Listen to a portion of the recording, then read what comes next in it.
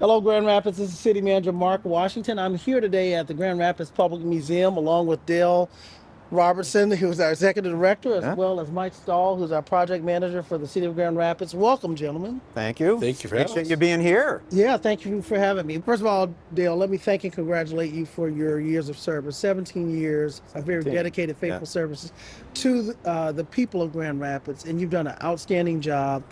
Transformational leadership, ensuring that we have sustained funding, as well as increasing the visitor experience and putting in a high school. I'm in here. There are just so many things that you've done. Thank So you. thank you for your service. Thank you. It means special coming from you, Yeah. City Manager, being my boss.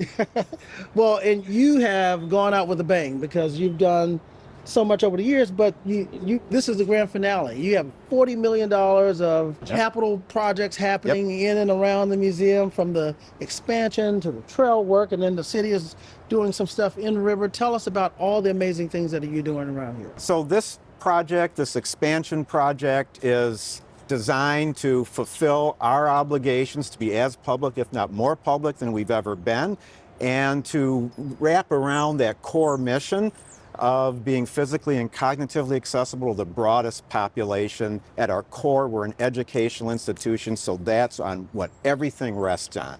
So this expansion really is in many ways to fulfill our obligation under the City of Grand Rapids GR Forward Master Plan to be the education interpretation center regarding everything water, the rapids going in. Well, we're on the Grand River. Right. So we are that place. It's history, science, and culture, and it comes together in a way that is full body, immersive experience. We have this belief here that those visceral experiences, being in the presence of the real thing, whether you're inside or out, is what causes the stronger hooks for future information to land on.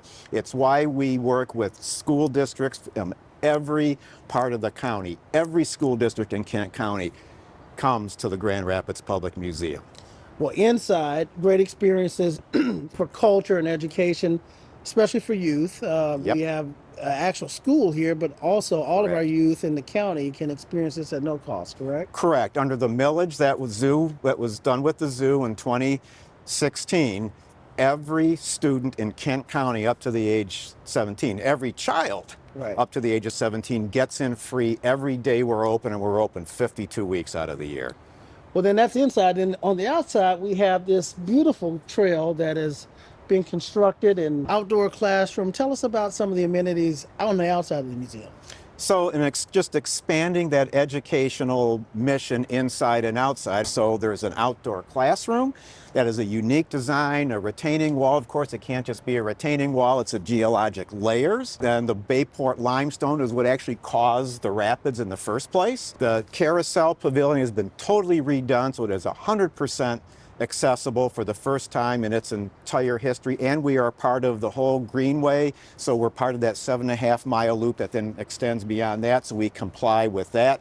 And again, we've got the terraces and the ramps that go beyond ADA specifications, so to be accessible beyond what the law is was a real goal of ours, and it's been a pleasure to work with the city engineering department that made sure that it happened just that way. That's good to hear all of the places people can experience the museum, and some of this you can experience even after hours. It doesn't have to be doing normal work hours by having this done outside. That is a really important part. So you literally have, in my opinion, a city park. We think a central park in some ways. We've got a city park in the heart of the city, accessible 24 hours a day, and it's on the west side, so it's another one of these bridges for both sides of the river. Well, let's transition to the water itself. And there's a lot of things that we're doing on the water, the restoration of the rapids, partnering with Grand Rapids Whitewater.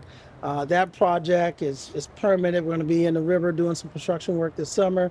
But also the flood protection system that we have, given the fact we've had really an unprecedented wet April, if you will, with lots of rainfall. And people have seen some of the stories of the floodwaters coming higher in the flood banks. But tell us about the design, Mike, and how this is doing exactly what we planned.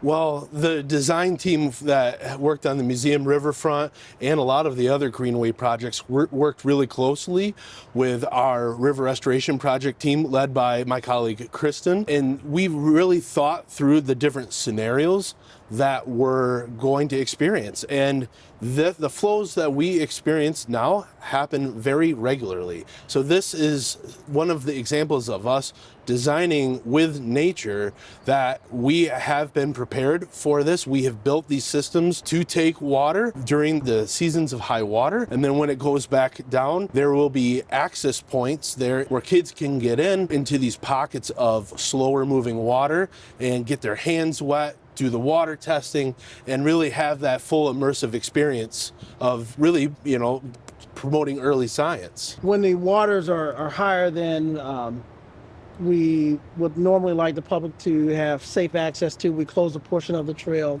And then some may say, well, then why'd you put all that money, $10 million in the trail work to close it? But this is part of the flood protection design. So if we see the waters over the trail, that's lower than the 100-year flood level, which is much higher than what is currently existing right now. If we're really concerned about the 100-year flood, how much higher would the water be than where it is currently now covering the lower trail? Well, when the river crested this week, it hit 18 feet. If the 100-year level is another 6 to 6.5 feet higher than that. So as we are thinking about building it, this is all riverbank. So as this river fluctuates, we want people to be able to use the river during those fluctuations. Maybe not during the really high floods like we're experiencing this spring, but we have prepared for that natural variation in the river level. Well, exciting things are happening here, inside, outside the museum, along the waterfront.